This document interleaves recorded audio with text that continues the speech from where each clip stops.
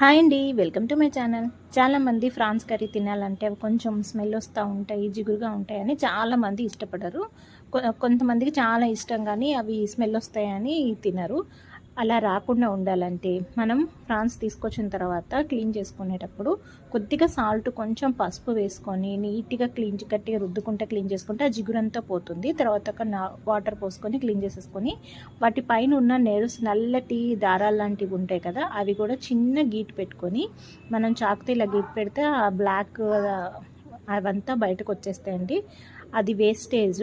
వాటిని క్లీన్ చేసేసుకుంటే అప్పుడు నీసు వాసన అంటే కొంచెం స్మెల్ బాగా వస్తుంటే అలాంటిది రాకుండా టేస్ట్ బాగుంటుంది.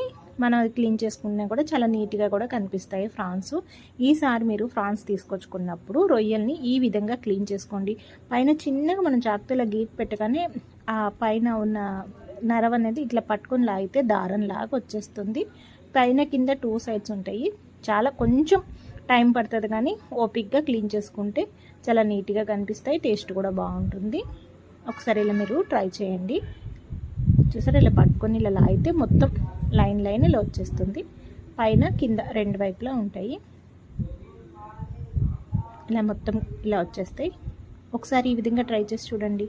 నా వీడియో కనుక మీకు నచ్చితే please like, share, subscribe my channel. Thanks for watching. Clean చేసిన తర్వాత చూసారా ఎంత నీట్గా అనిపిస్తున్నాయో.